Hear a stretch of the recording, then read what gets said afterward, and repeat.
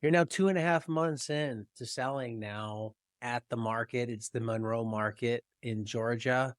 How does it feel with this many weekends, whatever it is, 8, 9, 10 weekends under your belt at that market?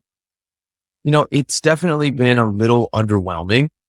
I thought like my limiting factor was going to be my deliverables. Like, can I bring enough to meet demand? Can I bring enough to meet the sales goals that I want to meet?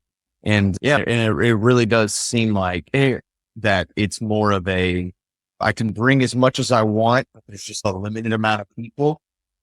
Every week can seem to have its own sort of snafu. It's just week in and week out. It's the same old stuff. It's one week, it's either a crazy storm that blows up out of nowhere, or it's it's a holiday weekend, or it's a this or that or whatever.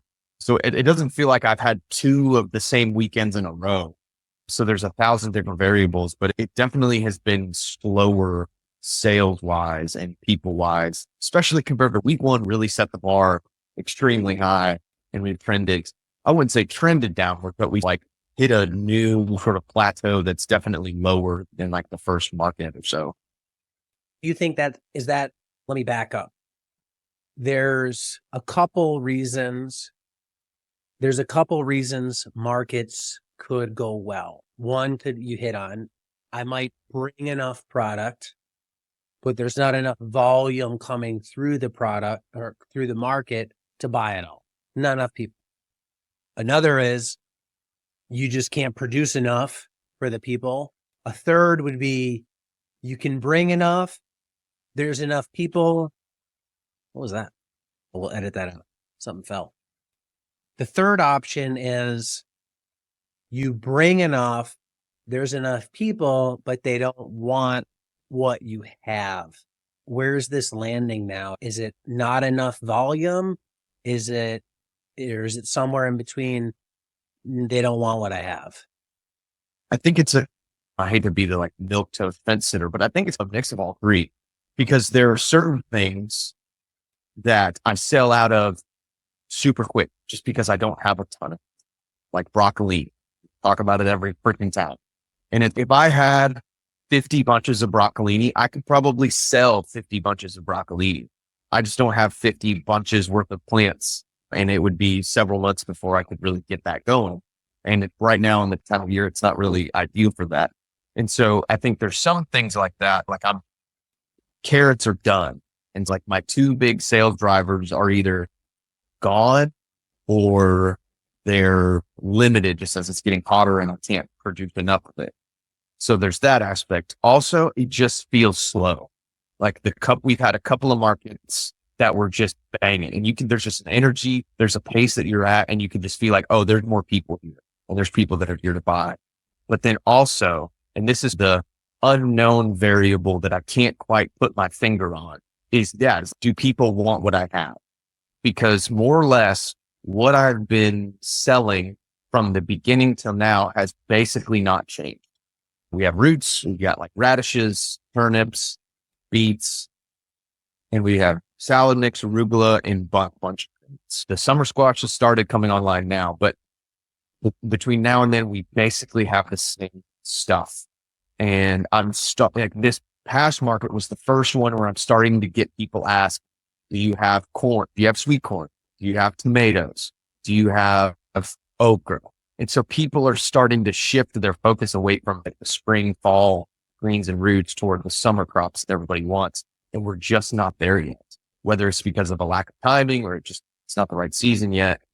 And my fear is that like that third option is what's really driving or not driving our success. It's just like, I haven't been able to beat what the market wants. Like I can bring all the salad mix in the world, but if people don't want salad mix in June, it doesn't do me good. That's the throttle. Yeah. Yeah. Okay. And I think that's the difference between a $500 market and an $800 market or $1,000 market. Because I guess in theory, they could want salad mix, but if you also had corn, they'd buy corn too. Yeah.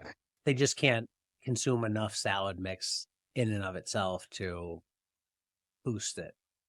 Yeah. And I keep getting this like really backhanded compliment.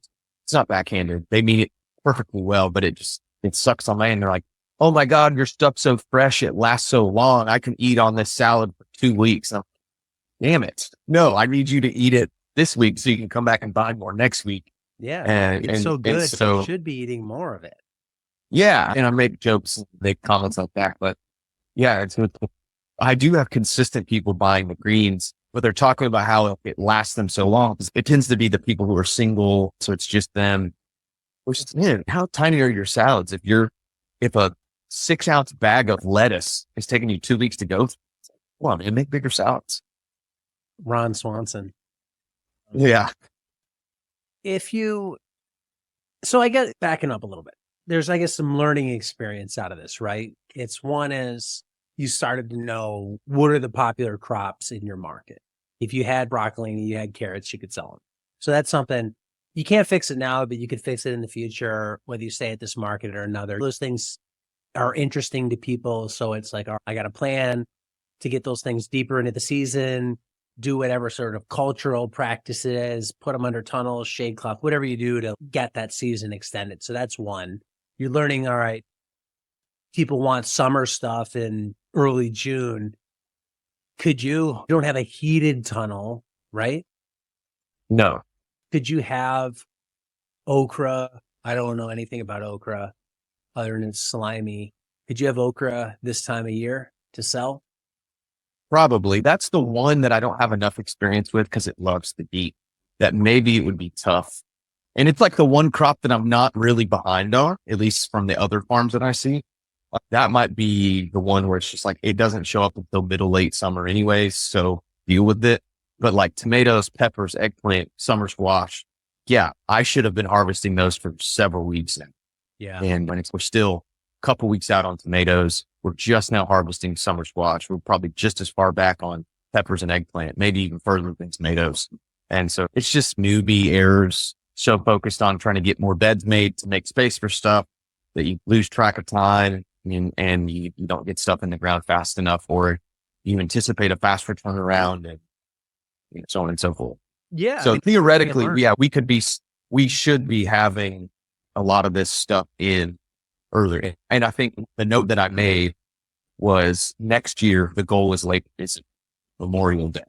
Like summer crops get harvested on Memorial. It's like easy roundabout. It always tends to fall right on a weekend. It's market weekends. It's like the weekend of Labor Day. Let's try to shoot for that's when the summer squash and early tomatoes and peppers and eggplant. Like even if we don't hit it, let's at least aim for that, because then we know we're only maybe a week or two behind that at the worst. Yeah. For new people listening to this, one thing I can say from talking to enough farmers is where they make a lot of money is selling stuff ahead of its season. Summer stuff in like early summer or late spring. People are making money selling tomatoes when everybody else isn't selling tomatoes. Getting that stuff in as early as possible. That being said, if you had those other crops, there's still this lack of traffic problem. We're early in the season. You still have 3-4 months left. That's 12, 16 markets, something like that at least. What's the plan? Other than 3 weekends in October, we have every Saturday between now and the middle of December. So we still have a lot of time. But it's tough because I've started spying out some other markets within kind of the same vicinity. And it seems that like everyone's on the same point. If anything, the Monroe market is one of the busier ones. It's open for an hour longer than the other ones. And then looking into Athens, looking into Atlanta, into the bigger markets, most of those at this point are like, they're not really accepting new farmers for the year because they've got 5 veg farmers that are doing the exact same thing. Like we talked about it in the past where there's a Wednesday market in Athens. And so we're like, you know what, let's just go. Let's just check it out. Let's see what it's all about. We get there. It's a ton of fun. A lot of people. It's super small. It's at a brewery and there's 3 farmers that all have the exact same stuff. And it's 3 like top notch, really well established farms that have a name for themselves in the area. And And it's, and frankly, like physically, there's not a ton more space.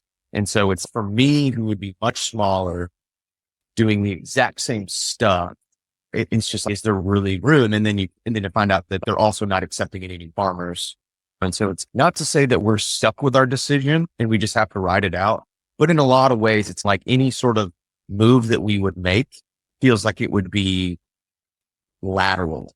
Like it would either be adding an additional market to try to drive more sales, or it would be just moving to another market that might be more or less the same, if not maybe slightly less, as opposed to just like building an even more steady, even more committed customer base that every week. I seem to get a new regular every single week. And so at this point, it feels like we've made our bed.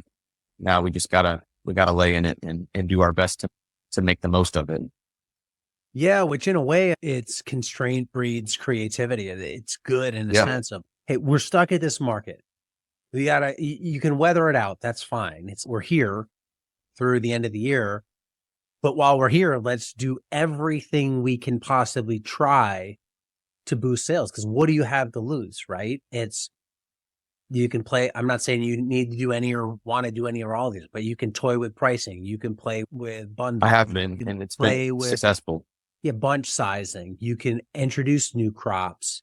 You can, whatever, have all sorts of programs. There's a lot of levers you can start to pull and just say, all right, if we're around this 500 to 650 each week number at the market, what can we do to get that up another $200, that type of thing in there.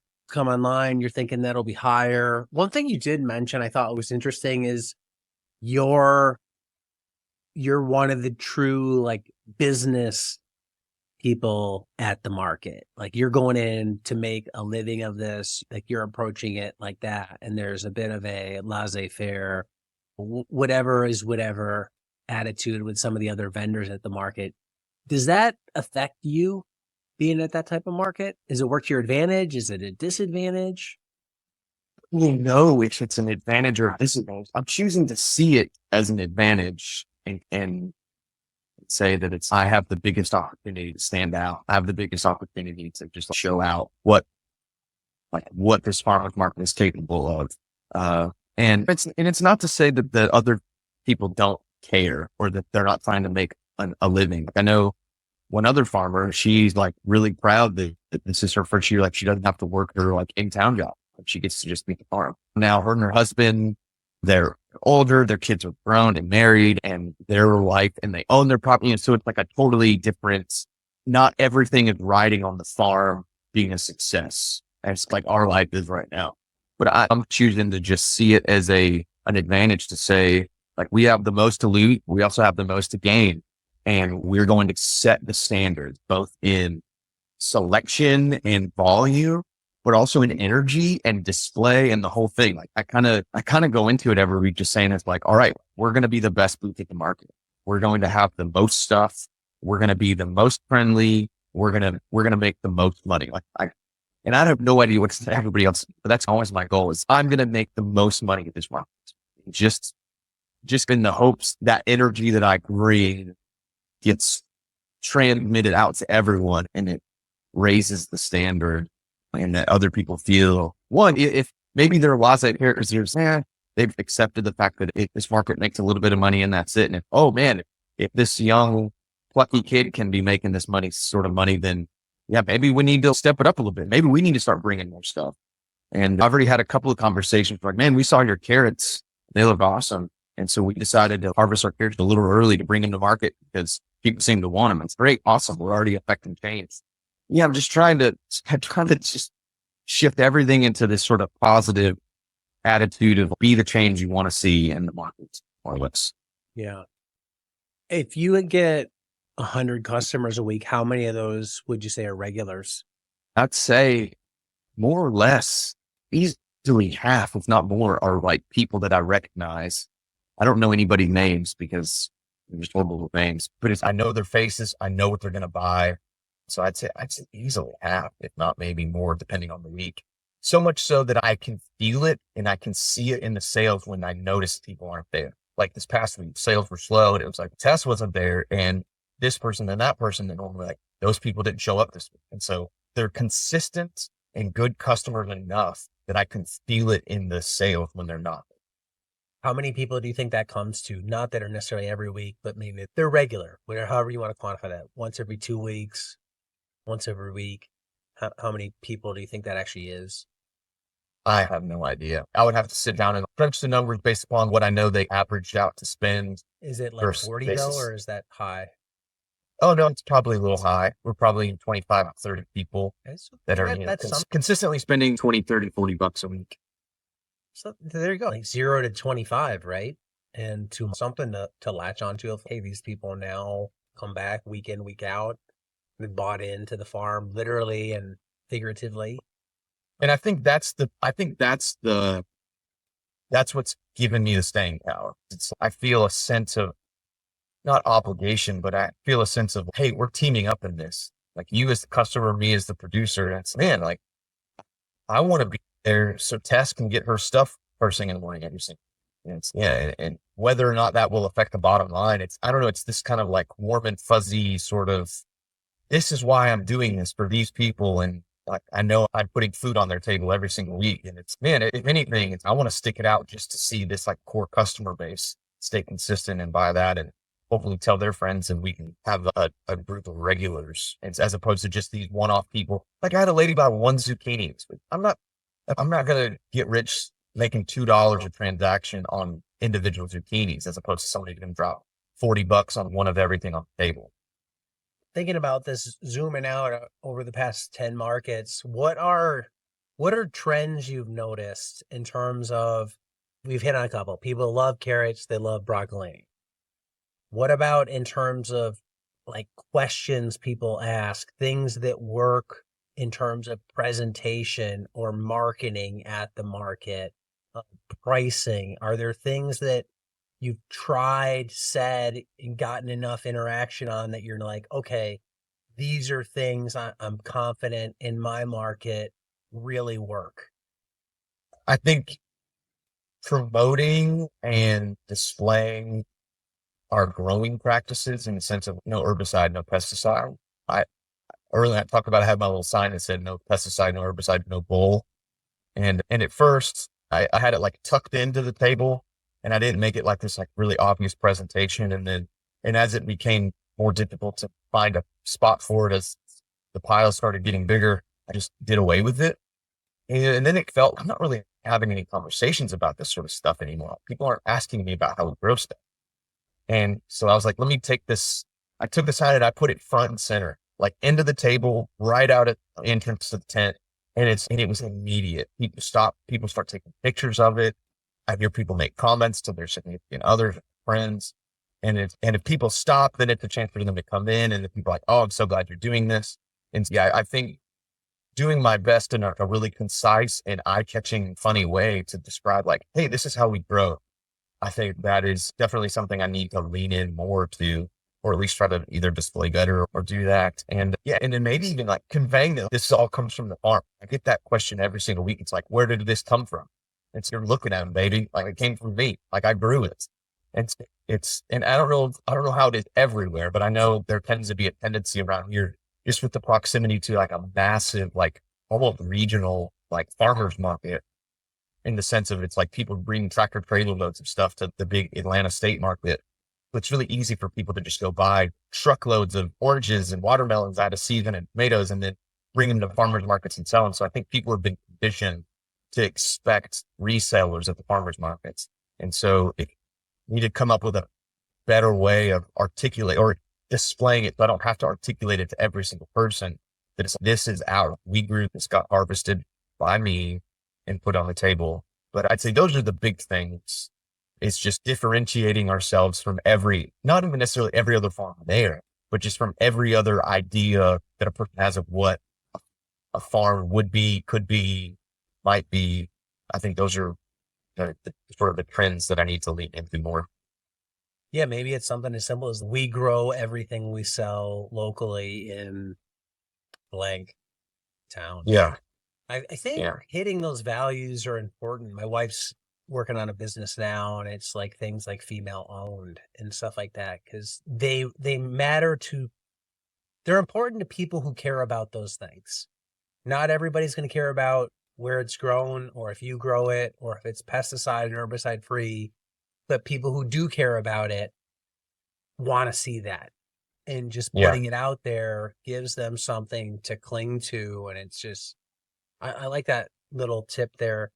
What about in terms of, has your approach changed in how you engage customers along the way? Is it where you stand? Because I know for new farmers, there's a lot of strategies of how do you talk to people that go by? Do you talk to people that go by? Have you played around at all with engaging people or found Um, one thing works? a little bit. I haven't really changed much. When it's slow, or if I'm not actually like actively talking to someone, I try to stand out at the edge of the tent and just say good morning. I don't really like heckle people or say, hey, come on in and this is on sale, or have you checked out the online store? And it's not really my style, but I just like, good morning, like friendly, smile at people. I like someone sure, like just be a nice, genuine person. And because most other people are like sitting in their chair, just like staring at people, waiting for them to step up to their booth. And that hasn't really changed.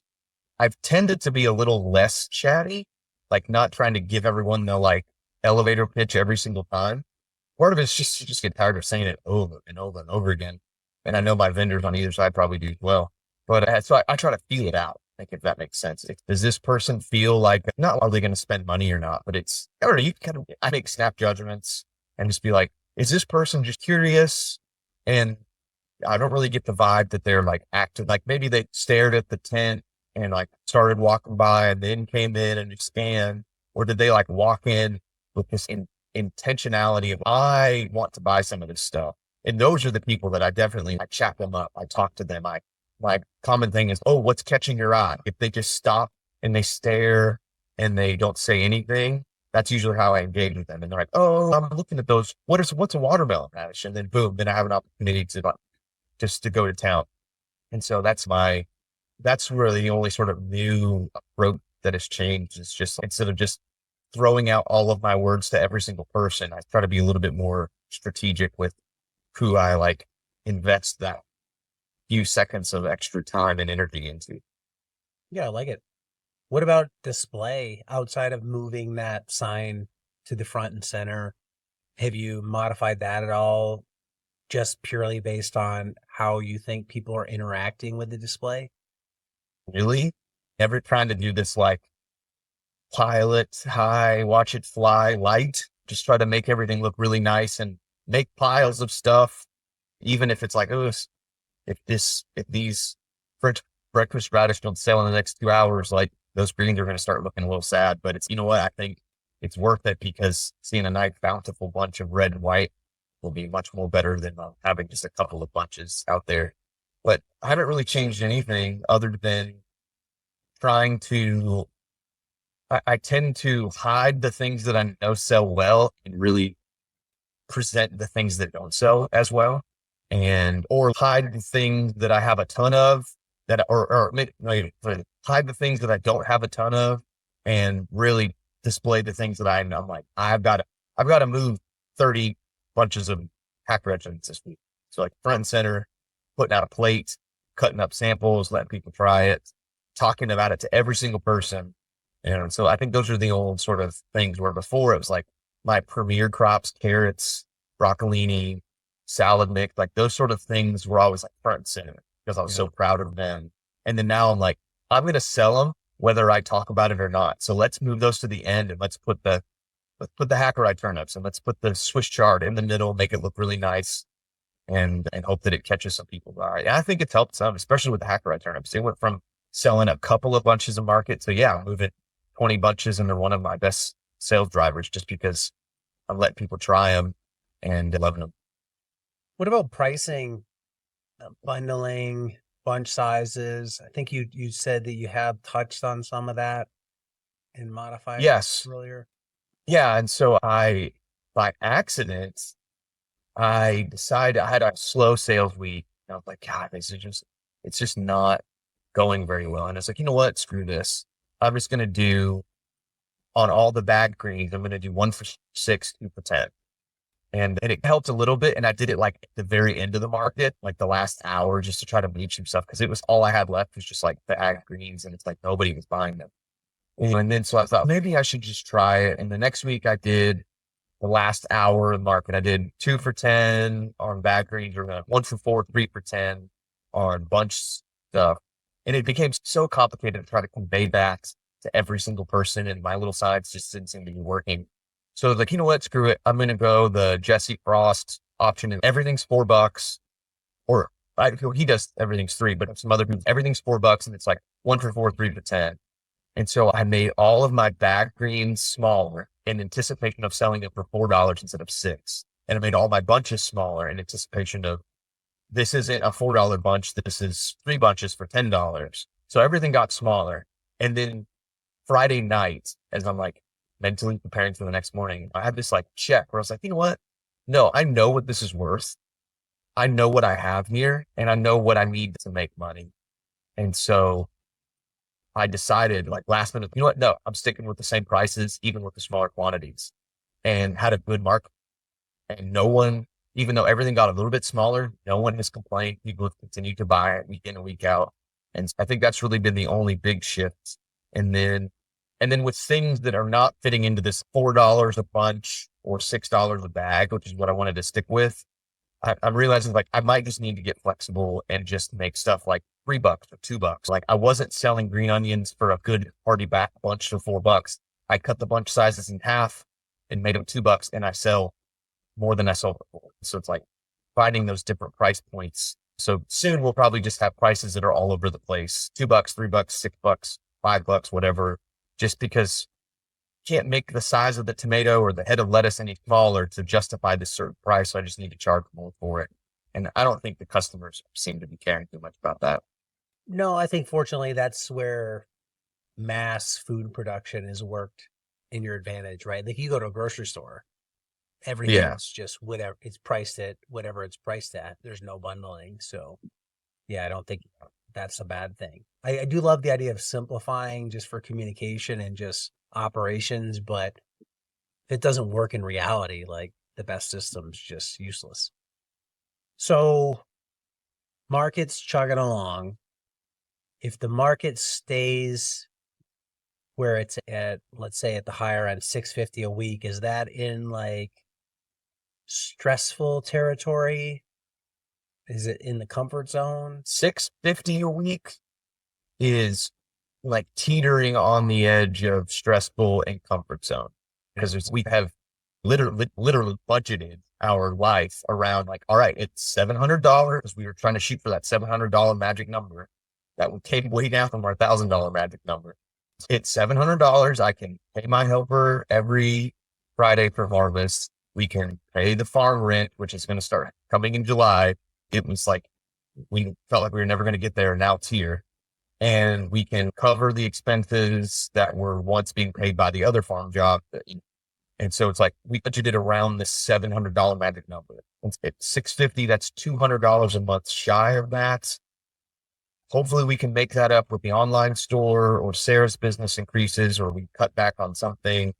But really anything less than that, yeah, we're where we're at right now. Like, we're in stress territory, and we made it through May. Like we didn't have to pay anything. We didn't have to do anything with credit card. We were able to just make it through, paid all of our bills. Right? We didn't have to move money and bend over backwards. Let's hope we have some good markets in June and we can do this. So that's where we're at with the sales of the market right now. Yeah, reading some notes you sent here. So online stores have been sluggish. The first week was great, but dropped off quite a bit after that, averaging $100 to $200 a week from that. So you're not too. Yeah, 1 to 2 people per week. Not 1 to 2 people per week. Okay, so that's bringing $100 to $200 a week would be amazing. I'd be really happy right now. Okay, so it's a little bit. So it's out there. It's at least a fishing line in the water. Yeah. You're offering farm pickup on the farm on Tuesdays.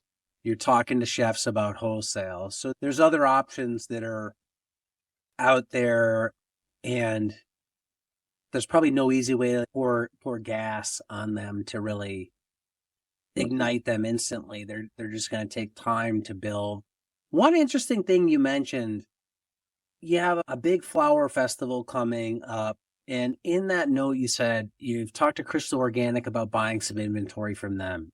What if you bought, do they have summer inventory now? Like the corn? Note value. Tomatoes are close, but they're not quite there yet. But like summer squash, it's a couple $100 a week that they're selling everything. But summer squash, cucumbers, peppers are starting to be harvested now. Yeah, we're in summer harvest now. Is there a reason you wouldn't buy stuff from them now to try and fill some gaps, at least in small testers? Now, you might be limited by what the market allows you to do. I get that. But if you're putting that in there, you must be allowed to do it. Yeah, and they made it very clear to me, even though it's a producers only market, because of my relationship with Crystal Organic and they know them, they told me like from the get-go, like, if you wanna buy stuff from Crystal Organic and sell it, go right ahead. So I already have that blessing. And I could do I bought some garlic sticks from another farmer and sold those. And so I think that kind of producer only, it's fudgeable. But no, I think the idea of buying stuff for the big flower festival with 10x the number of attendance that the regular market does, it did get me thinking. I'm thinking this week, like, why am I stressing out about, am I going to have enough tomatoes or am I going to have peppers and slide them and sell them? You can explain that it's the farm to work on and this is your own farm. But at the end of the day, if it's what people want and you have access to it, then it's like, why not? Like, why not create this sort of like hybrid sort of farm stand where it's like you and a couple other farms that you've aggregated from. And I know my customers, so I know exactly what they might want as opposed to just here's a random smattering from some other farms. I hope you want it. And no, I think need to have that conversation this week about what would that look like on a consistent basis. Because I also have to make sure I can put that bill up front. Do I buy 20 pounds of zucchini? Do I buy 5 not 5? And do I just cut them a check? Do they take it out of my paycheck? Like, how do we work all this sort of thing? So there's definitely some unknowns in that, but I think that's the direction I'm going to go and just try it and see if it can give us that little edges up to that, like another extra $100, another $150 a week and kind of get us back to where we need to be. Yeah. It falls in that creativity thing of if you're locked at this market, and you know that people are asking about certain crops that you don't have and you can get access to them and the values align. So this isn't some sort of, hey, I'm pulling one over on you. You work at the farm and you're certified organic. You're checking all the boxes there that you can't control the number of customers that come through the market, but you can control what you present to the customers that buy from you and hope they buy more stuff. They can't buy tomatoes from you if you don't have tomatoes. But if you can put more stuff on the table and they buy it, well, that's a way to dial up the sales without bringing more people through the market. Yeah. And I just got thinking when you reading this and talking of, even you bring a little bit, right? I don't think you have to go nuts, but it's like a tester. Cucumbers, buy, I don't know, some, whatever the weight is, but something that doesn't seem like crazy if you got stuck with it. Hey, you could always make pickles out of them. And from Pat's we can talk about that too, because you saw on Instagram, I think we're finally going to try and pull the trigger on that. So stay creative, staying on my toes. Yeah, it's something. And this is where it's like people have ideals. I want to produce everything I grow, or I want to produce a full food diet where people want to grow potatoes and all this other stuff. And at some point, you can't. You specialize, and then you work with somebody else who specializes in something else. And you have the valuable thing you have in this is you have the relationship with the people buying from you at the market. And that's something, in this case, Crystal Organic doesn't have. And if they have surplus of it, they're getting paid. So they're not really risking a whole lot. But I think there's more to it in their mission to help you than just a few extra I think so too. Yeah. The pickle thing. Love the idea of value adding something else. So much going on the farm. It just comes down to a time question, right? Do you have time? Basically, to do it all?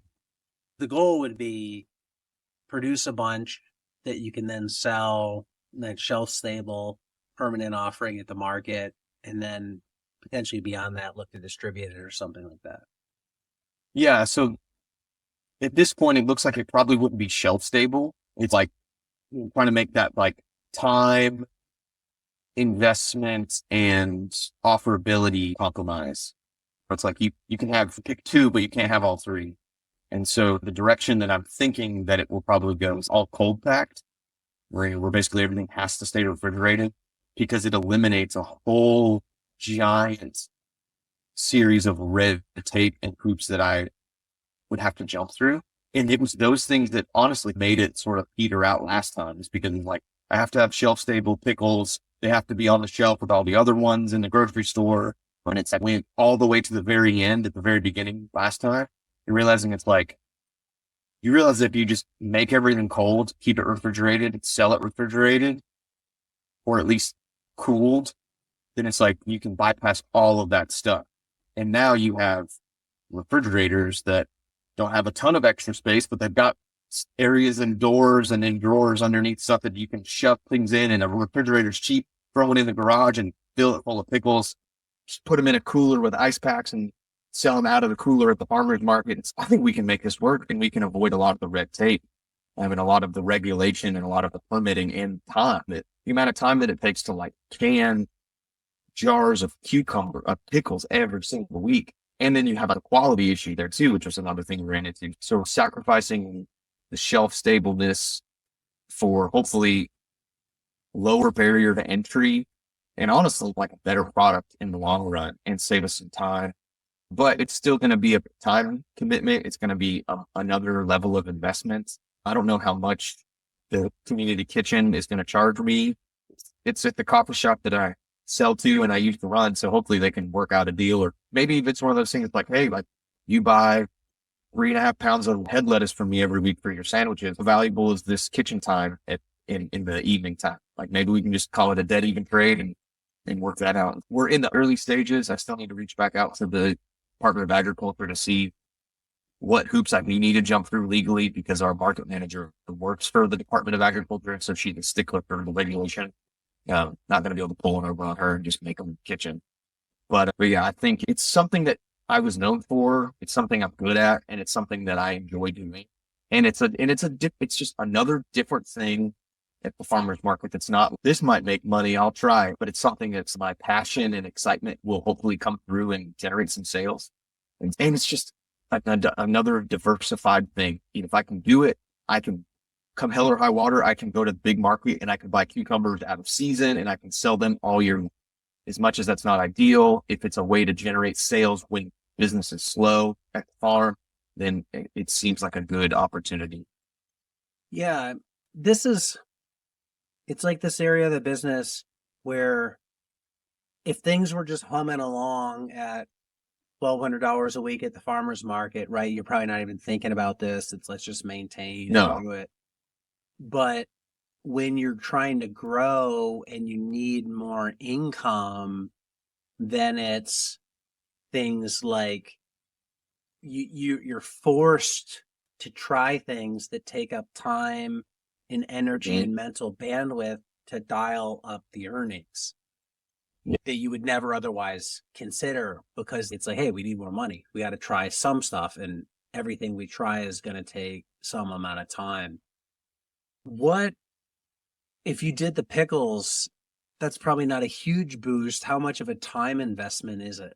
It depends on how much I make in time. The nice thing is it's a batch thing. So you could have things ready to go depending on where I source the cucumbers from. I could buy a 40-pound case of them and I crank out 40, 60 containers of cucumbers or containers of pickles theoretically in a couple hours. Funny enough, a lot of the equipment that me and my business partner, when I did that, we purchased to like a big slicer thing that slices like perfect hamburger sized pickles. He just was holding on to it and he gave it to the coffee shop. So all that stuff now belongs to the coffee shop and is in that kitchen that I would be using. And so I'm not having to sit here with a knife and slice individual cucumbers anymore. Theoretically, it could be an evening. The way I'd see it is a long evening, maybe into the midnight hours once every couple of weeks. to then crank out enough that'll sit in the fridge for a few weeks. And I haven't done it at this scale yet, especially with kind of tools that I have, because before I was trying to do everything shelf stable. So it's a little bit of a new venture again, but it's a new venture that I'm not going into completely blind. I know my price points. I know my recipes. I know the procedures to an extent. And now I have a sales outlet where before I was like trying to figure out how to make it at scale and then also trying to figure out where I was going to sell it. I already have my sales outlet now. So, but it definitely would be definitely a few hours a week at least to get it off the ground. Yeah, it's something, right? Like it's Yeah. another card in your deck to be played here.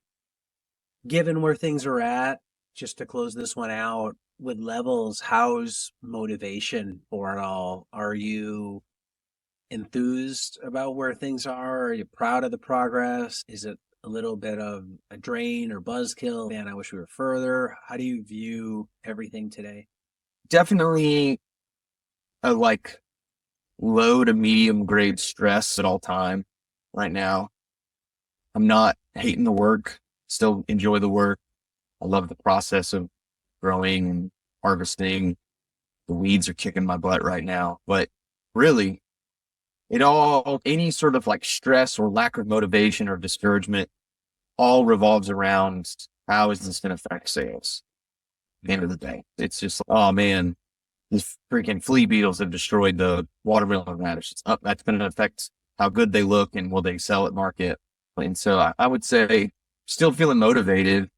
Definitely have some days where I want to not quit, like be done. But I'm just ready to be done today. Today was honestly one of those days. Just people ended up showing up to the farm and I didn't even get a full good work day in. We're motivated. We're enjoying it still, but it's just that slog of slow sales and screwing things up with timing that lead to a lack of offering that lead to slow sales. It's just, I hate to glorify money, really do, but it seems to be the gorilla, the elephant in the room, whatever you say. That's just this like ominous shadow that's cast over everything and trying to not make decisions strictly based off of money, but also keep in mind that it's like what we need to do needs to be able to make money if this is going to succeed. Yeah, oh, absolutely. Money's not everything, but when you hover around the lower limit of where you need to be, it becomes a big part of your life. It's definitely a focus, and it has to be at the end of the day too. This is a business, right? None of this is free. Yep. You got to be paid to do it. It has to pay to do it. You're spending money buying stuff from other people who expect to be paid to do this, so you got to get paid yourself. All right. Yeah. Go ahead. No, you finish. I was just saying, and if you take that aspect out of it, like everything else is golden. Like the way that we're growing, the way that like crop responses we're having, or I've been really happy with it. Problem solving and all this sort of stuff, like getting to know the land a little bit better. Like everything else has been wonderful. I absolutely love my time at the farmers markets. I love getting to show people the farm. Everything else has been great. So I don't want to just be Mr. Doom and Gloom here. And so it really is the odd man out in the whole grand scheme of things. Like I'm really still very grateful and loving what I do. Yeah, just take care of that part and you'll be good to go.